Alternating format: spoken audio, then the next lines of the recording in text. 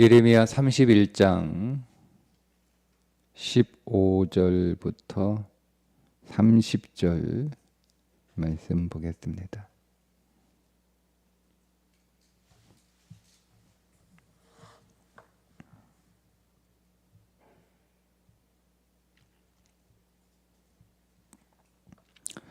여호와께서 이와 같이 말씀하시니라. 라마에서 슬퍼하며 통곡하는 소리가 들리니 라헬이 그 자식 때문에 애곡하는 것이라. 그가 자식이 없어서 위로받기를 거절하는도다. 여호와께서 이와 같이 말씀하시니라. 네 울음소리와 네 눈물을 멈추어라. 네 일에 삭슬 받을 것인즉 그들이 그의 대적의 땅에서 돌아오리라. 여호와의 말씀이니라. 너의 장래에 소망이 있을 것이라. 너의 자녀가 자기들의 지경으로 돌아오리라. 여호와의 말씀이니라. 에브라임이 스스로 탄식함을 내가 분명히 들었노니 주께서 나를 징벌하심에 멍에에 익숙하지 못한 송아지 같은 내가 징벌을 받았나이다. 주는 나의 하나님 여호와이시니 나를 이끌어 돌이키소서. 그리하시면 내가 돌아오겠나이다. 내가 돌이킨 후에 뉘우쳤고 내가 교훈을 받은 후에 내 볼기를 쳤사오니 이는 어렸을 때의 치욕을 짐으로 부끄럽고 욕됨이니이다 하도다. 에브라임은 나의 사랑하는 아들, 기뻐하는 자식이 아니냐. 내가 그를 책망하여 말할 때마다 깊이 생각하노라. 그러므로 그를 위하여 내 창자가 들끓으니 내가 반드시 그를 불쌍히 여기리라. 여호와의 말씀이니라. 전혀 이스라엘아, 너의 이정표를 세우며 너의 편말을 만들고 큰 길 곧 네가 전에 가던 길을 마음에 두라. 돌아오라. 네 성읍들로 돌아오라. 반역한 딸아, 네가 어느 때까지 방황하겠느냐. 여호와가 새 일을 세상에 창조하였나니 곧 여자가 남자를 둘러싸리라. 만군의 여호와 이스라엘의 하나님께서 이와 같이 말씀하시니라. 내가 그 사로잡힌 자를 돌아오게 할 때에 그들이 유다 땅과 그 성읍들에서 다시 이 말을 쓰리니 곧 의로운 처소여 거룩한 산이여 여호와께서 네게 복 주시기를 원하노라 할 것이며 유다와 그 모든 성읍의 농부와 양떼를 인도하는 자가 거기에 함께 살리니 이는 내가 그 피곤한 심령을 상쾌하게 하며 모든 연약한 심령을 만족하게 하였음이라 하시기로 내가 깨어보니 내 잠이 달았더라. 여호와의 말씀이니라. 보라, 내가 사람의 씨와 짐승의 씨를 이스라엘 집과 유다 집에 뿌릴 날이 이르리니 깨어서 그들을 뿌리 뽑으며 무너뜨리며 전복하며 멸망시키며 괴롭게 하던 것과 같이 내가 깨어서 그들을 세우며 심으리라. 여호와의 말씀이니라. 그때에 그들이 말하기를 다시는 아버지가 신 포도를 먹었으므로 아들들의 이가 시다하지 아니하겠고 신 포도를 먹는 자마다 그의 이가 신 것 같이 누구나 자기의 죄악으로 말미암아 죽으리라. 아멘.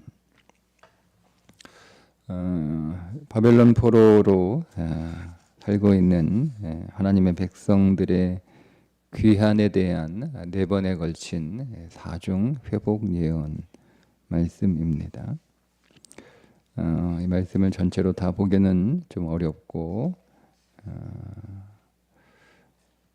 바벨론 포로로 잡혀간 이스라엘 백성들에 대한 하나님의 마음은 어떤 마음이었는가.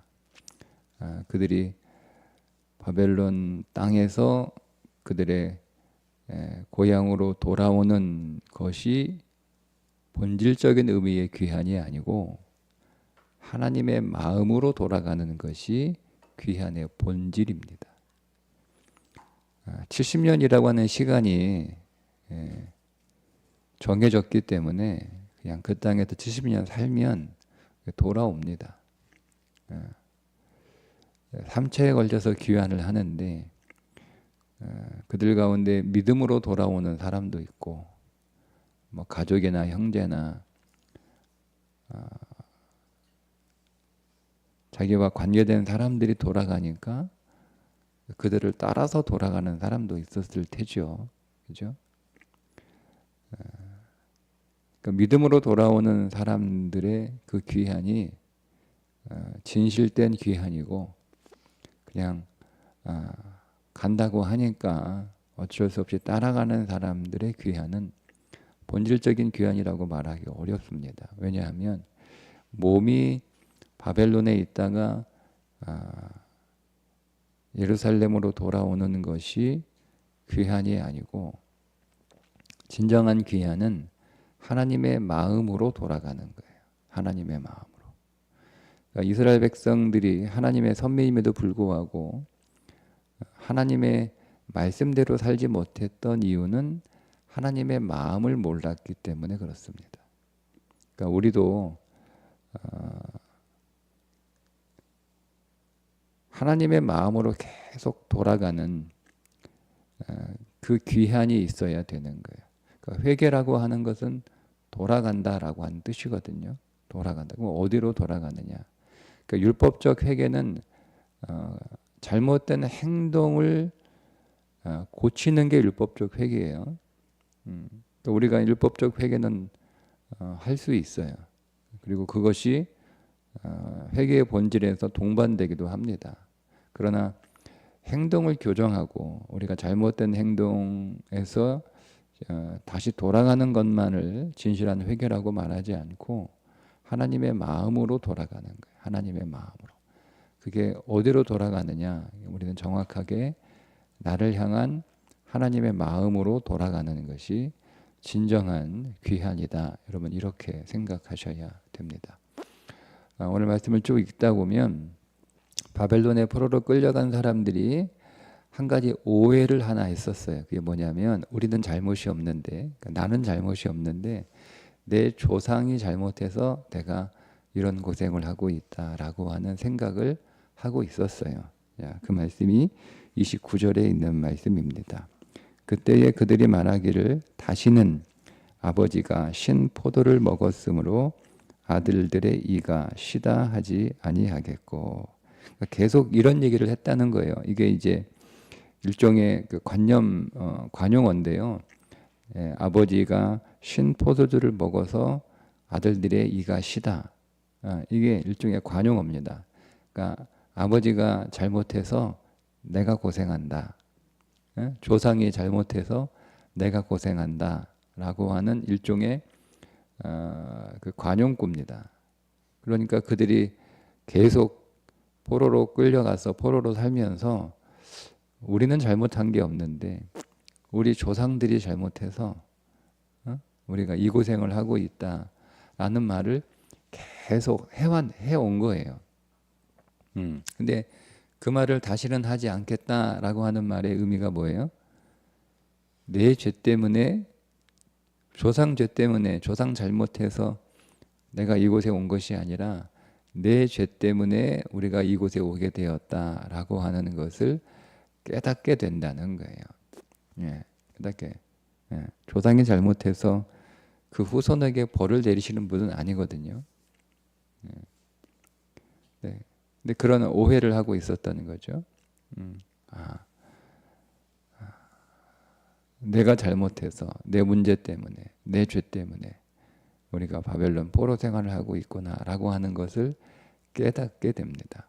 자, 그렇게 깨닫게 되니까 바벨론 포로가 다시 보이는 거예요. 그 전까지는 바벨론 포로를 그저 자신들의 불행이고 그저 고생만 하는 거고 억울하게 당하는 거고 이렇게 봤단 말이에요. 그런데 이것이 다시 보이기 시작을 하는 거죠. 그러면서 탄식을 하는데 18절에 이렇게 이야기를 합니다. 에브라임이 스스로 탄식함을 내가 분명히 들었노니 주께서 나를 징벌하심에 멍에에 익숙하지 못한 송아지 같은 내가 징벌을 받았나이다. 이렇게 고백을 하는 거예요. 자, 자신들의 잘못이 아니고 조탄 탓만 하다가 그것이 나의 잘못이다라고 하는 진리의 인식을 하게 되니까 지금까지 자신들이 받고 있었던 그 모든 징벌들이 그저 죄에 대한 하나님의 심판으로 여긴 거예요. 그런데 인식이 어떻게 바뀌냐면 지금 자신들이 받고 있는 이 모든 징벌들은 하나님이 우리를 훈련하시는 훈련이라는 새로운 시각을 갖게 됩니다. 우리 그 성경은 멍에에 익숙하지 못한 송아지 같은 내가 이렇게 번역을 했는데 익숙하지 못한 익숙하다라고 하는 단어가요. 훈련하다는 뜻이에요. 훈련. 그러니까 멍에를 매는 훈련을 제대로 받지 못한 우리가 이제는 멍에를 제대로 칠 수 있는 훈련을 우리가 여기서 받고 있다. 이런 의미예요. 그러니까 지금까지 물론 그들의 죄로 인하여 그들이 바벨론 포로 생활을 하고 있는 것이지만 단순히 우리가 우리의 죄에 대한 벌을 받는 것으로 이 바벨론의 고난이 전부가 아니고 이 고난은 하나님의 징계를 통하여 우리가 우리가 하나님 진리 안에서 우리가 더 하나님의 백성으로 훈련되는 시간이다. 훈련받는 시간이다. 그래서 오늘 우리가 우리의 삶을 소가 멍에를 칠 때 그것을 두 가지로 생각할 수 있잖아요. 자기를 힘들게 하는 멍에로도 볼 수 있고 자기가 일을 수월하게 도와주는 것으로도 볼 수 있고 둘 다 맞죠. 그죠? 그러니까 주인이 소에게 멍에를 지게 하는 것은 단순히 소를 힘들게 하고 고생시키는 게 목적이 아니고 그 소가 소를 가진 주인의 목적이 있잖아요. 그게 그 소의 사명이잖아요. 그 사명을 잘 감당하기 위해서 위에 멍에를 쥐워 무슨 일을 하게 하는 거잖아요. 그러니까 바벨론 포로로 끌려간 사람들이 바벨론의 포로 생활을 그냥 징계로만 받다가 그러니까 벌로만 이렇게 받다가 그들이 자신들의 그 사건에 대해서 새로운 믿음의 시각을 갖게 되는데 우리가 그동안 하나님의 백성으로 제대로 살지 못했는데 그 모든 하나님의 백성으로서의 삶을 멍에로만 여긴 거야. 짐으로만 여긴 거야.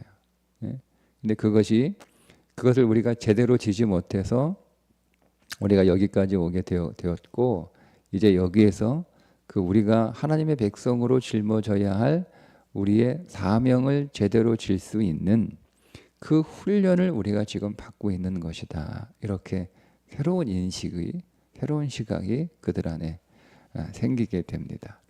또 한 가지 새로운 생각은 뭐냐면 하나님의 사랑에 대한 새로운 생각들을 갖게 됩니다. 하나님이 얼마나 우리를 사랑하시는지에 대해서 다시 깨닫게 되는 거죠. 그 전까지 하나님을 오해했던 거예요. 하나님이 우리를 사랑하지 않는다. 하나님이 오늘 우리를 사랑하셔도 그냥 말로만 그렇게 하는 거다. 뭐 우리를 부려먹으려고 그렇게 입에 발린 말씀을 하시는 거다. 뭐 이렇게 이해를 했어요. 그리고 설사 하나님의 사랑이 믿어져도 그 사랑이 어느 정도인지를 잘 깨닫지 못하다가 하나님의 사랑에 대한 새로운 인식을 그들이 하게 되는데 자, 그에 관한 말씀이 20절에 나옵니다. 에브라임은 나의 사랑하는 아들, 기뻐하는 자식이 아니냐. 네, 여러분 이게 하나님께서 에브라임이 즉 이게 바벨론 그 하나님의 백성 전체를 가르치는 표현이니까 그들이 나의 사랑하는 아들이다. 내가 기뻐하는 자식이다. 이렇게 표현을 하시잖아요. 그러나 여러분 이 사랑이라고 하는 이 사랑이라고 하는 이 단어는요. 계산할 수 없을 만큼 매우 소중하다는 뜻이에요. 그런데 이것이 사람에게 적용될 때는 오직 한 곳에만 사용됩니다. 예수 그리스도께만 사용됩니다. 예수님이 세례 받으실 때 이는 내 사랑하는 자요 내 기뻐하는 자라 이렇게 하늘에서 음성이 들렸잖아요. 그러니까 인물에 대해서 사람에 대해서 이 단어가 쓰일 때는 오직 예수 그리스도께만 쓰이는 단어예요. 이 단어가. 근데 이 단어가 누구에게 지금 사용되고 있는 거죠? 에브라임 하나님의 백성들에게 이 단어가 사용되는 거예요. 그러니까 하나님은 예수 그리스도를 사랑하시는 그 사랑 그대로 그 사랑과 같은 사랑으로 하나님의 백성들을 사랑하셨다라고 하는 새로운 깨달음이 그들 안에 일어나게 되는 거죠.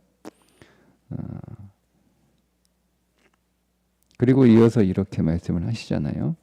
내가 그를 책망하여 말할 때마다 깊이 생각하노라. 깊이 생각하노라. 그러니까 하나님이 이스라엘 백성들을 징계하시고 책망하실 때 그들에 대한 하나님의 그 마음은 사라졌거나 그들을 더 이상 사랑하지 않는다거나 그들을 기뻐하지 않는다거나 이게 아니고 깊이 생각한다. 이게 기억한다는 뜻이거든요. 항상 하나님은 하나님의 백성이 하나님이 사랑하시고 즉 계산할 수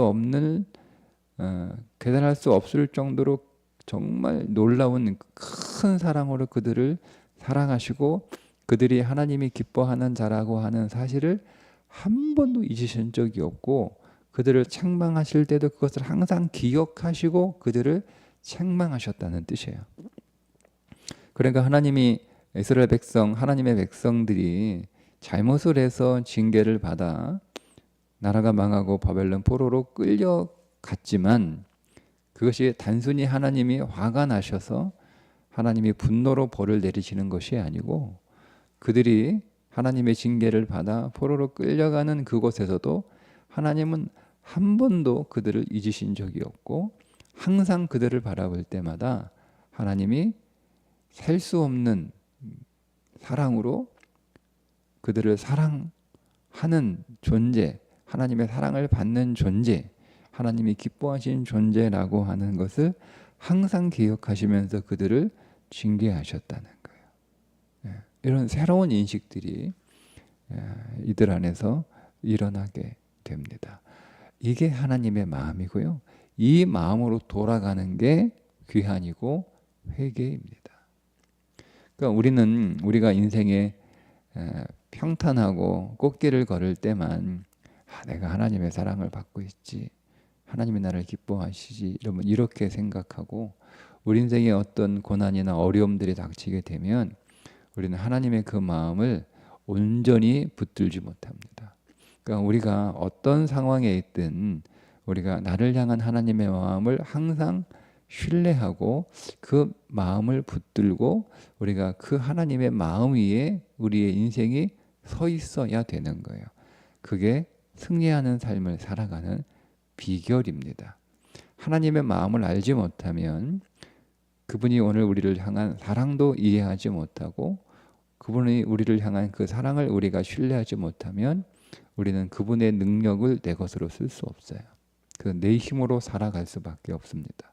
내 힘으로 살아가는 인생은 그 자체가 불행이죠.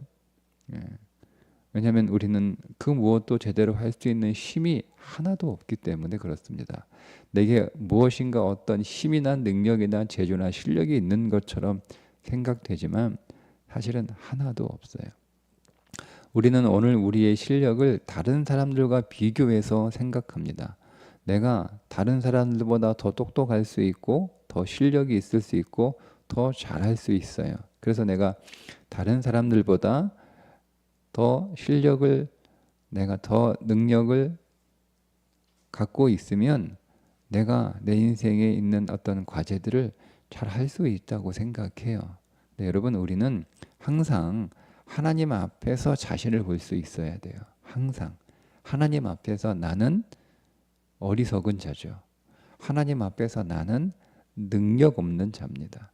하나님 앞에서 나는 실력 없는 자입니다. 하나님 앞에서 나는 아무것도 할 수 없는 자입니다.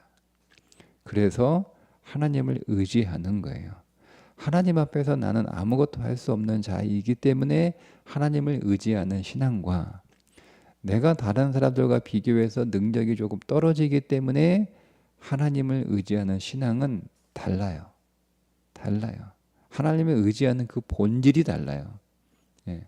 똑같이 하나님의 이름을 부르지만 하나님 한 사람은 자신의 절대 무능 때문에 하나님이 반드시 필요하고 그분이 아니면 내 인생에 그 어떤 것도 가능하지 않다라는 자기 부인의 확신 속에서 하나님을 부르는 것이고, 다른 사람에 비해서 내가 능력이 조금 모자라서 내가 다른 사람들처럼 하지 못하니까 다른 사람들만큼의 능력이나 그 이상의 힘을 달라고 기도하는 것은 자기를 부인하는 믿음이 아니에요. 우리는 그거를 같다고 생각하는 오해를 하거든요. 네. 그러니까 우리는 하나님 앞에서 절대 무능해요. 그런 자신을 부인하고 하나님만을 절대 의존하는 믿음으로 살아갈 때 우리는 그 하나님의 마음을 깨달아야 되는 거예요. 나를 그분이 얼마나 사랑하시는지, 내 인생 안에 내가 있는 그 어떤 곳에서도 그 어느 곳에서도 하나님은 항상 나를 향한 그 사랑을 기억하시고 나를 기뻐하는 존재로 나를 보고 계심을 항상 여러분 기억하셔야 됩니다. 그 믿음 안에서 그 하나님의 마음으로 우리에게 주어진 삶을 바라볼 때 우리의 삶은 고생이 아니라 훈련으로 보이는 거예요. 내게 주어진 하나님의 멍에를 제대로 질 수 있는 훈련을 받지 않아서 그거를 제대로 질 수 있는 훈련을 지금 받고 있다. 하나님이 오늘 우리에게 주신 멍에는 사명이죠. 사명이에요. 그러니까 우리는 오늘 우리의 삶을 사명으로 볼 수 있어야 돼요. 학생은 학교에서 공부하는 게 사명으로 보여야 되고, 직장인은 일터에서 일하는 것이 사명으로 보여야 돼요. 이게 사명이에요. 근데 이것을 사명으로 줄 수 있는 훈련이 안 된 거예요. 내가 내 자신을 위해서 일할 수 있는 훈련은 뭐 스스로 됐다 할 수 있어도, 그러나 이것을 사명으로 줄 수 있는 훈련은 되지 않았기 때문에 우리가 그 멍에를 사명으로 지지 못하고 그저 자기 욕망을 위한 멍에로만 질 뿐이죠. 그래서 우리가 우리에게 주어진 인생의 길들을 제대로 가지 못하고 그 길에서 벗어난 삶을 살아가게 되는 겁니다.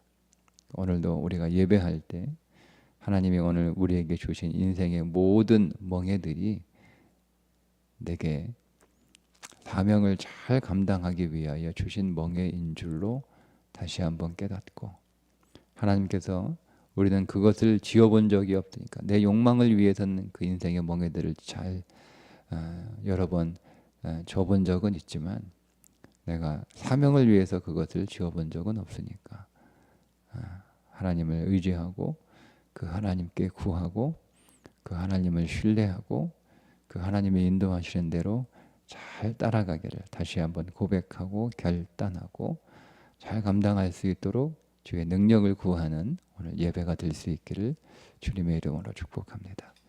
기도하겠습니다. 하나님 아버지, 오늘 우리 인생에 짊어진 이 멍에들이 나를 단순히 고생시키고 힘들게 하는 것이 아니라 하나님의 사명으로 짊어지게 하신 것이고, 그것을 잘 짊어질 수 있도록 우리를 훈련시키시는 하나님의 연단인 줄 믿습니다. 우리를 사랑하시되 셀 수 없을 만큼 큰 사랑으로 우리를 사랑하시며 우리가 어느 곳에 있든지 항상 우리를 생각하시며 우리를 향한 마음을 조금도 잃어버린 적이 없으신 하나님의 그 사랑을 항상 기억하게 하시고 그 사랑을 항상 신뢰하게 하시고 그 사랑에 항상 서 있게 하여 주옵소서. 예수님의 이름으로 기도합니다. 아멘.